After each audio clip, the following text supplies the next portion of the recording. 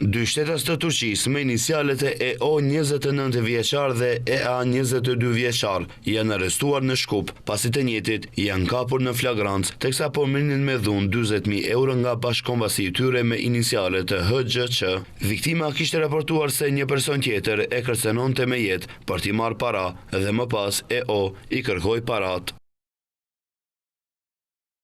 Ata u kapën duke pranuar 40.000 euro nga personi me inicialet HGQ, 26 vjeç nga Republika e Turqisë, me qëndrim të përkohshëm në Shkup, të cilat më parë ishin përpunuar nga një sit kriminalistike. Sipas deklaratës, më parë HGQ kishte raportuar në stacionin policor se disa ditë më parë, personi BU nga Republika e Turqisë, i cili jeton në Emiratet e Bashkuara Arabe, vazhdimisht e kërcënonte se do ta vriste nëse nuk i jepte para. Siç e sqaroi nga MPB, para se të raportonte ngjarjen në polici, EO e kishte kontaktuar dhe kishte thënë se parat duhet t'ia jepte atij dhe se në vendin e caktuar do të vinte edhe një person tjetër. Nga MPB theksojnë se të dy të arrestuarit janë mbajtur në stacionin policor dhe pas dokumentimit të plotë të rastit, kundër tyre do të ngrihet të kallëzim përkatës.